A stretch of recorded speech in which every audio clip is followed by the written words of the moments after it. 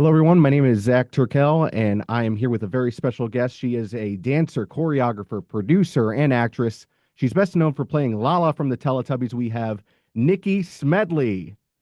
Oh, Zach. Oh, Nikky. This is so.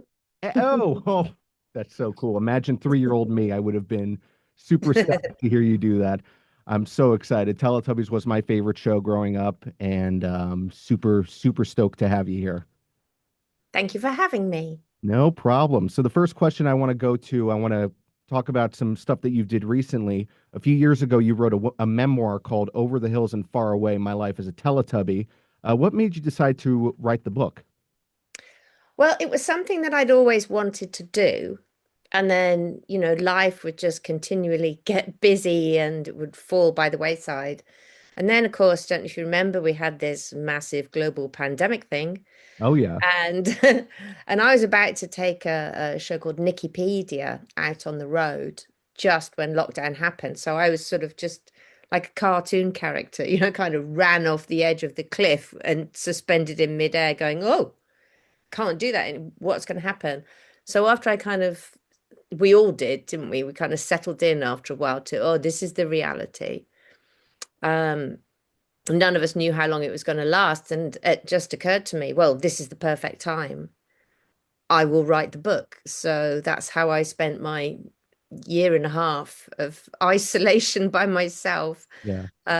writing the book and finding an agent and a publisher and so forth. And then it came out in 2022. Great. Yeah, and I've read it. It was such a fun book. I loved it. It's Oh, good. yeah, I highly, highly recommend it. It's a great book.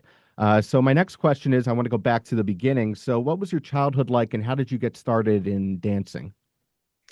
Okay. I had just a sort of normal childhood, not particularly good, not particularly bad. All right. Not at all a theatrical family in the least, but I just always had it in me.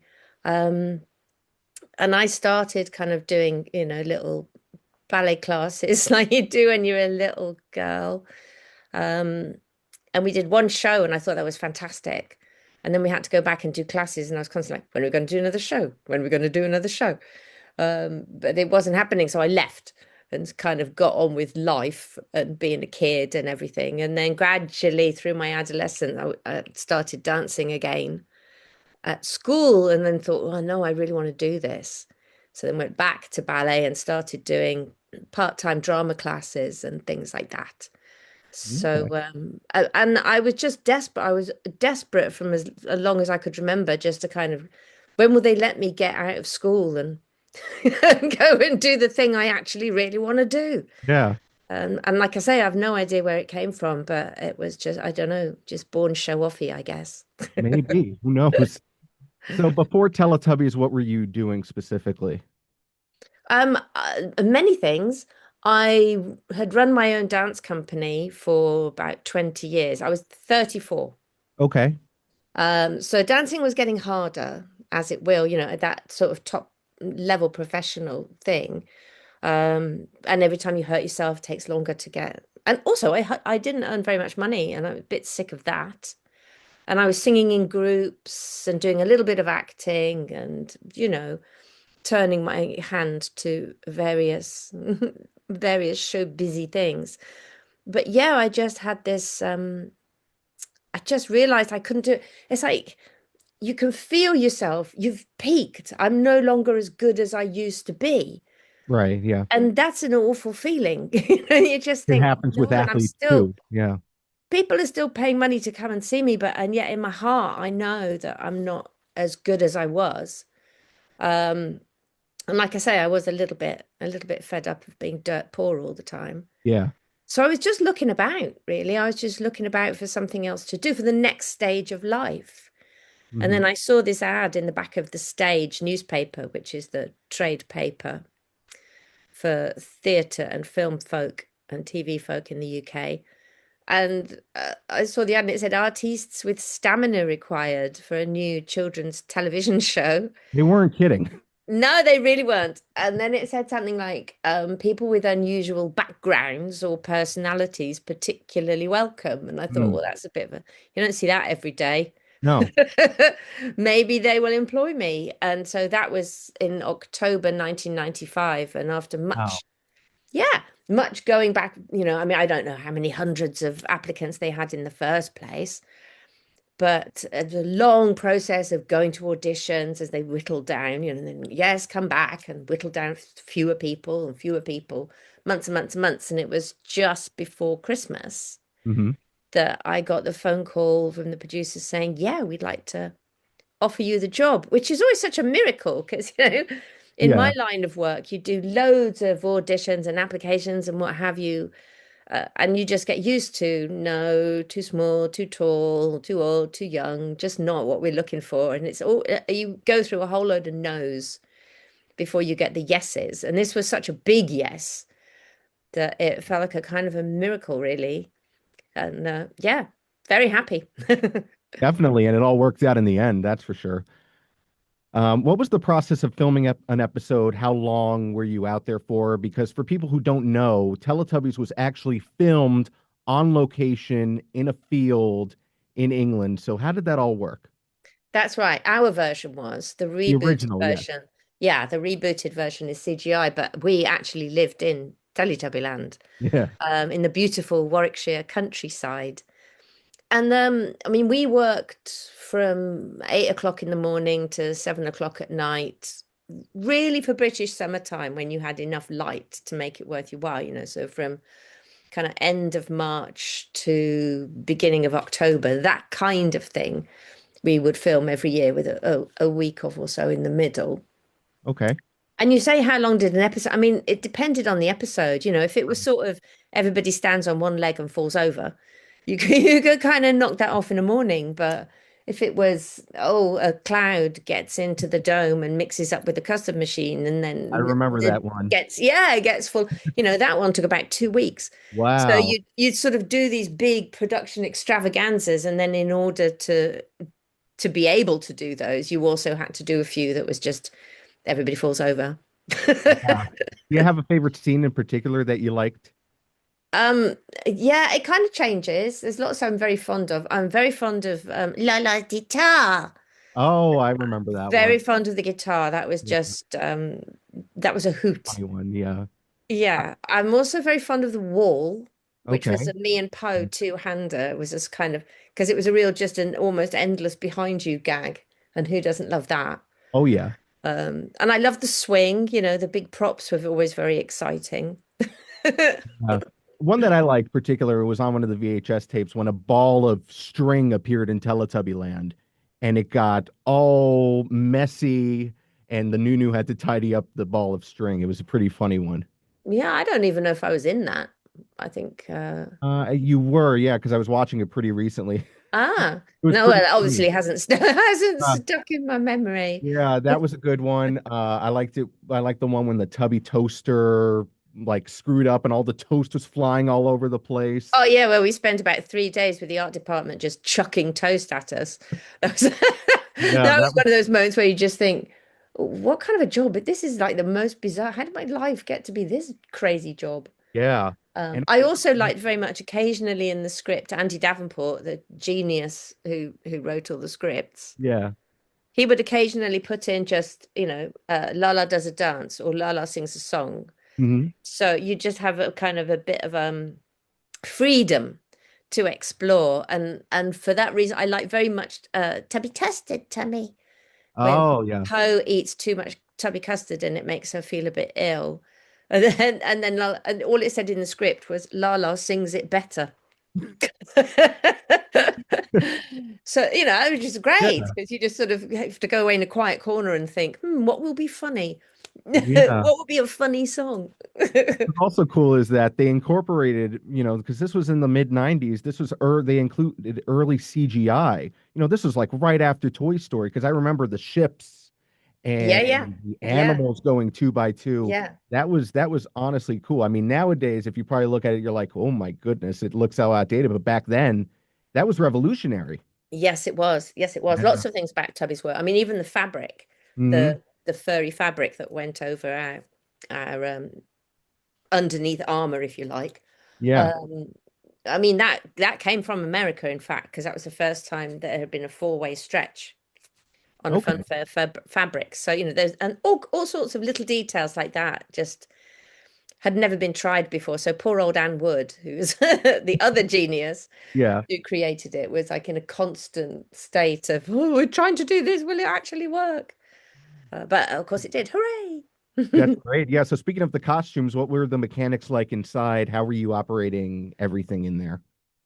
Ah, well, that was very complicated animatronics. Mm, Basically, like a bicycle brake cable in okay. your hands. For me, it was left hand was eyes and right hand was mouth. And then Okay. that cable would go up to the eyes and the mouth. The mouth was a little bit more complex, and the eyes sort of worked on an elastic band. Okay. That's cool. That's cool. Um, did you realize when you were starting to film the show, did you realize the success right away? Like, did you knew that this was going to be a hit? Well, I tell you, it was before then. It was in the audition process, about the third audition, and Anne came in Mm, because she hadn't been there up until then. It had been Andy and various producers and whatnot. And sure. Anne came in to tell us what it was she was trying to do and how she wanted to reach children with this thing that was full of love, and there was nothing for very small children. She wanted to have really high production values. She wanted to be educational, but kind of background educational, so that it wasn't patronizing in any way for the child. Leave lots of space for the child to think and no more. Anyway, she just kept saying all these things, and I remember sitting there. I think there were about maybe 30 of us or something in this room, and at that point I thought, what a way to identify a niche. Yeah. This woman is a total genius. And it was at that point that I really wanted the job. Because, like I say, you do auditions and you kind of think, well, I might get it, might not get it, whatever. But Sure. then I really wanted it because I thought, I've got to work with this person. So, yeah, right back then, I thought, yeah, this is going to be something special. Yeah, because especially here in the US, it was huge. It was Sure. massive. I mean, because the other shows that were on the air at the time, you had Sesame Street, Mr. Rogers' Neighborhood, and Barney, Teletubbies just took it by storm, and it was huge. Yeah, well, nothing like it had existed before. It was No, just a definitely. completely different tone to everything else. 100%. It's so true, and definitely nothing like it in the end. And now I want to talk about another show that you did after Teletubbies. You continued working with Ragdoll, the company that made Teletubbies, as the producer and choreography for Booba. I remember watching Booba, and it was massive here as well. I Ah, remember the merchandise at Toys R Us all over the place. So, how did that opportunity come about? yeah, Boo was my baby. Um, well, I mean, things were going on behind the scenes of which I was unaware. Uh, With Robin Stevens, that was he was the guy who initiated the idea and mhm. played Grandad. Um, and once they decided it needed to be kind of movement based, that the Boo Bars would be movement based, Yeah, then it was like, oh well, we've got one. We've got a choreographer who yeah, understands our philosophy and gets it. Let's get her on board. So that was it, really. And it was the most brilliant job to do because I had a fantastic cast that I helped choose uh-huh. myself. They were absolutely brilliant, every single one of them. And it's just like go away and make some dances. Mhm. Yeah, And I was obviously sort of staying in touch with how the design and everything and the concept was developing, but sure. I just spent months really in rehearsal studios with these fantastic people. I think I made 60 little dances for Boo Bar Okay. Yeah. and then 30 little kind of snippet things. And it was great because, that was kind of my métier is dance, but funny. Or, Yeah. So it was an absolute delight to do. Really, truly was. Yeah. Was the choreography maybe different because this was geared towards children? Is it different, creating choreography for children than it is to adults? Anything like that? Absolutely. Yeah. Absolutely. Because, for adults, you can be as complex as you like or subtle as Hmm. you like. But the whole point of Boo Bar was that we wanted the children to get up off the couch and join in, Yeah. but without having somebody saying, why don't you get up the couch off the couch and join in? Right. We wanted the decision to be the child's decision because obviously that's much more powerful. Hmm. So it was my job to make the movements as irresistible and attractive. So I spent a long time holding workshops with little children and just kind of playing and seeing which movements they enjoyed and which stuck. Hmm. And it was just so delightful when we started, our test filming before the costumes or anything, when it was Yeah. just humans, my cast, doing the dances to see if the kids got up and joined in. And when they did, it was like, oh, thank goodness. Yeah. We're on the right track. And we were successful in that. It definitely was. Yeah, because it was huge here in the US. I remember it airing alongside with Teletubbies. It was pretty massive here, you know? Yeah, well, I came over. I came over to the US. I did a few workshops in Las Vegas and in Toys R Us, actually, in Times Square. Oh, okay. With like gang, hundreds of children to come and Wow. dance with me in the boo bars. It was a blast. So cool. Yeah, and I also want to talk about this because, you were also involved in the reboot. You were helping with the training for the Teletubbies. So how was Mhm. that like getting the call that we want you back? That was really lovely, and it was completely fortuitous. It just Mhm. so happened that, I mean, again, there was stuff going on of which I was unaware. Right. And the production company who had been commissioned by, I think they were called DHX in those days, yeah, we want to make some more. Okay.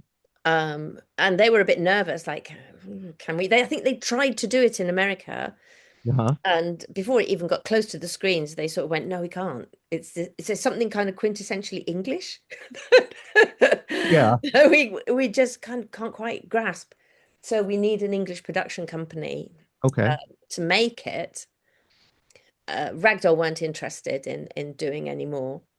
Hmm. And it just so happened that, oh, what's her name? Maddie O'Farrell, I think her name was, that was one of the partners of the production company making the reboot.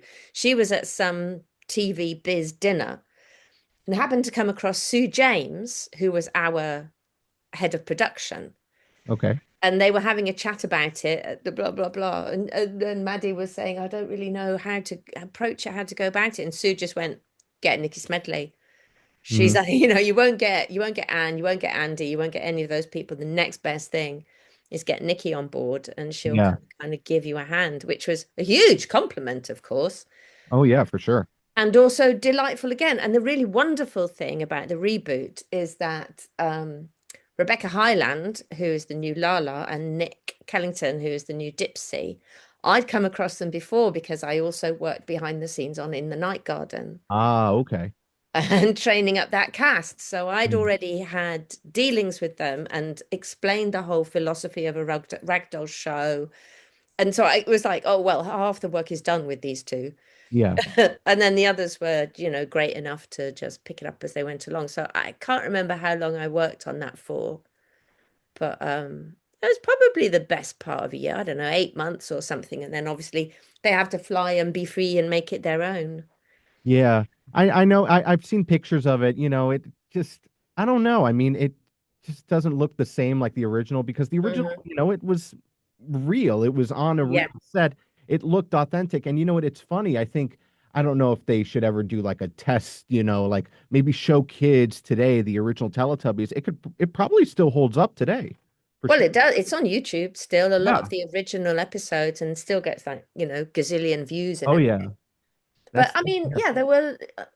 It's great that the reboot happened Hmm. because it kind of keeps it fresh and in the public eye and everything. But to my mind, without wanting to be disparaging, the thing that it lack is the space. I think they had a slightly shorter time slot Oh, okay. Yeah.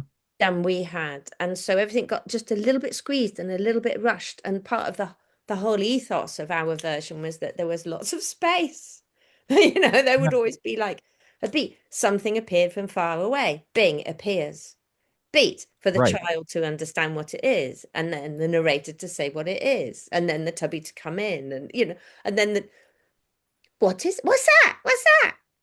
Beat for the child to be going, it's a chair, stupid. And you go, oh, chair. So all of that Yeah. room that I think was part of what made it special, I think that's kind of been a bit squeezed out of it for Yeah, probably and I think that reasons of budget and scheduling and so forth. sure. And I think it's also has to do with probably the attention span because, maybe something like that as well, Well, I do see, I disagree. You, Yeah, that's you, something that gets spouted, that's but what they always say, yeah. I think really, if you're 2, 3 years old, I don't think that, no, you're not going to have a super speedier attention span than they did Right. 20, 30 years ago. You're a small child. Your brain works I don't think nothing has been happening for long enough. I don't think, but maybe I'm wrong, for brains to mutate that much. I think Uh, children still need, and the thing, the whole point of the children being smarter than the Teletubbies, Right. because they had the space to fill in the answers themselves before Yes. a voice told them, I don't think that has altered. Yeah, that's true. I mean, I'm just thinking in general because, a lot of children's TV in general, and it's actually something that I want to ask you, like the current state of it. It's very animation based, very flashy, very like in your face. What do you think of, a lot of that in particular, the industry of today? Well, I have to say I'm slightly kind of speaking in the dark because I have absolutely no reason to watch much in the way of Makes children's sense. television Makes at the sense. Yeah. moment in my life. Um, but I know that, we're starting to go towards lots of animation. It's cheap. It's cheaper than Yeah, employing people and true. building sets and so on and so forth. And now, of course, you can do it all with AI and you don't have to give anyone a job. Yeah. It's true because I don't think Teletubbies in general, the way it was originally done, it probably wouldn't have been made today because the costumes were expensive and all the set was probably expensive to build, you know, and I don't think Yeah. that any TV company would want to take that risk. No, I agree. And of course, it would be hard to do something like that now without the compare and contrast Right. back to Tubbies, because we were like the first to Hmm. break that barrier of yeah, that attitude of, oh, it's just a kids show, waggle some puppets, be fine. That we weren't that. We were like, no, you have to try harder, actually. Right. Yeah, there was actually, people think, oh, it's just a bunch of characters running and just saying a few words. No, there's actually meaning behind each Absolutely. word and each movement of the characters. Yeah, well, of course, I mean, that's the other thing I'm proud of. It was a completely non-cynical project. Hmm. I know people won't believe it. They go, "Oh, you just did it to sell toys." No, it was completely about making something lovely for small children. Yeah. But then, of course, it was very successful, and we did sell a lot of toys. So inevitably, there were loads of copycat. I don't know what it was like in the US, but here there was like suddenly a whole flood of, oh, here are four weird characters of different colors living in a house together or whatever. But because there wasn't the care and there wasn't the knowledge and there wasn't the integrity behind it, the kids weren't interested. No. Right. For sure. Yeah. It's yeah, definitely. I want to go into something that you're doing more recently. You mentioned it in the beginning that you've been doing these shows for adults. You call it Nikipedia. How's that been going? Have any fun stories about that? Okay, well, Wikipedia I don't do anymore. Oh, okay. I toured that for a year Hmm. after lockdown. Okay. When we came back into being allowed to be in the theatre together. Yeah. And then I was exploring taking it to Edinburgh Fringe, but that's Wikipedia is it's two halves with a 20-minute interval, and it's just a structure that doesn't fit Okay. with Edinburgh Fringe. But the people I was talking to, quite a few of them said, no, but it'd be really good to do a Teletubby show.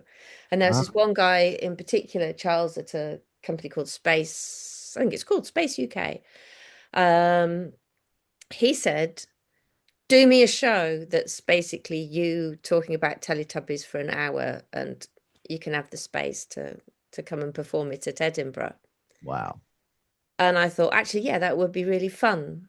So that's when I wrote Confessions of a Teletubby. Okay. So I toured, I did a few shows where are we now? We're 26 now. Yeah. So last year I did a big, massive UK tour. The year before was the first year I did Edinburgh. So I did a big run there, nicely sold out, lots of coverage, etc. Yeah, toured it loads last year. This year I'm having a break. Okay.